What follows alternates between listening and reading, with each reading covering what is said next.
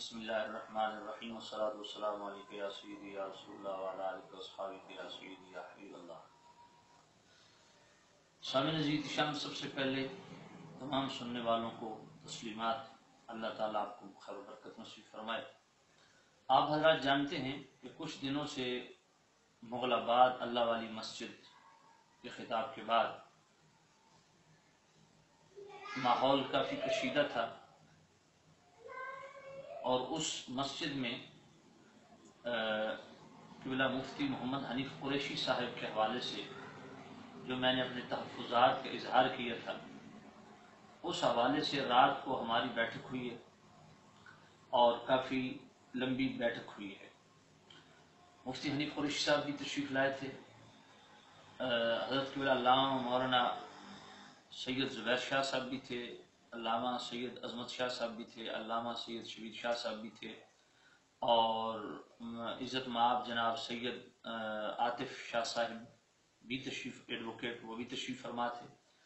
اور میرے ساتھ قبلہ علامہ مولانا عبد القیوم سیالوی صاحب تھے، علامہ قاری عبد اللطیف قادری صاحب تھے، علامہ قاری تنویر صاحب تھے، عبد الرحمن سیالوی صاحب تھے، دو چار اور حضرات بھی تھے۔ تو رات کو ہم اس معاملے میں ہماری بیٹھک ہوئی ہے، اور کھل کے میں اپنے تحفظات کا میں نے مفتی حنیف قریشی صاحب سے اظہار کیا۔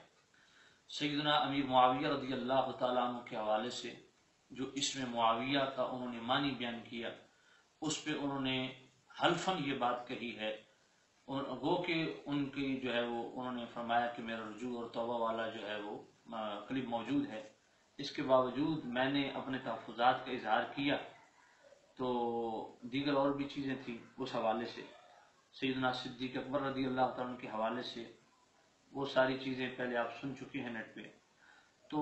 مفتی محمد حنیف قریشی صاحب نے رات کو خدا کو گواہ بنا کے حلفاً یہ بات کی ہے کہ اس میں معاویہ کو جو میں نے معنی بیان کیا ہے، اس وقت میرے ذہن میں دور دور تک سیدنا امیر معاویہ صحابی رسول نہیں تھے، اور سیدنا صدیق اکبر کے حوالے سے جو مجھ تک خبر پہنچی، انہوں نے اس پہ بھی حلف دیا کہ ہرگز یہ بات غلط ہے اور جھوٹی ہے۔ جب بندہ حلف دے دے، اللہ کو گواہ بنا کے بات کر دے، تو پھر 100% اس پہ یقین کرنا یہ میرے ایمان کا حصہ ہے۔ اب میں اس پہ اپنے تحفظات کا اظہار کروں یا مفتی حنیف قریشی صاحب کے حوالے سے تحفظات رکھوں یا دل میں میل رکھوں ان کے حلف اٹھانے کے بعد، تو میں سمجھتا ہوں یہ پھر منافقت اور بے ایمانی ہوگی۔ اس لیے مفتی حنیف قریشی صاحب بلا شبہ اہل سنت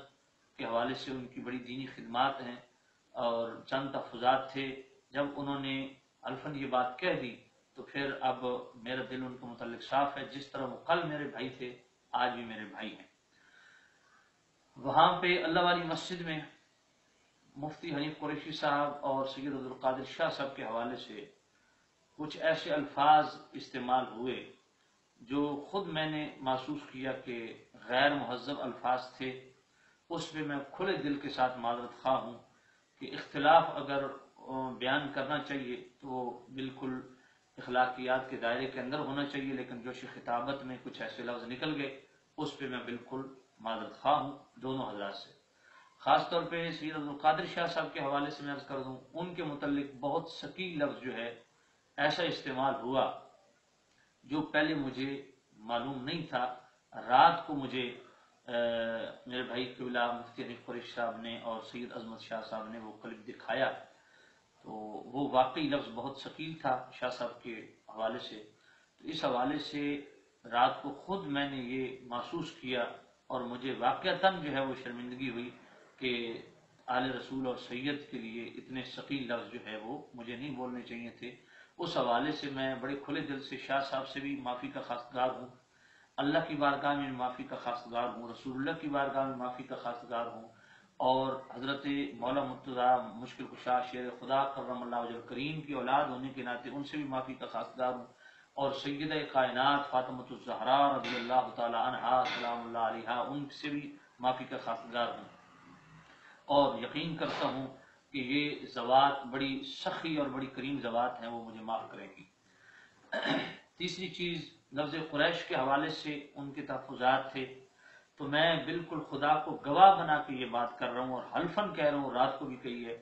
کہ میں خاندان قریش کا دور دور تک میرا تصور نہیں تھا. مفتی حنیف قریشی صاحب میری مراد تھے، نہ کہ خاندان قریش. تو اس حوالے سے میں نہ کبھی گستاخی کر سکتا ہوں، نہ کبھی کی ہے، نہ الحمدللہ یہ بزرگوں نے سکھایا ہے. لیکن اس کے باوجود اگر کسی کو وہم یا شبہ ہوا ہے کہ میں نے خاندان قریش کی گستاخی کی، تو اس شبہ اور وہم کے ازالے کے لیے میں اللہ کی بارگاہ میں توبہ کرتا ہوں. اللہ تعالی ہمیں صدق دل کے ساتھ دین متین کی خدمت کرنے کی توفیق نصیب فرمائے.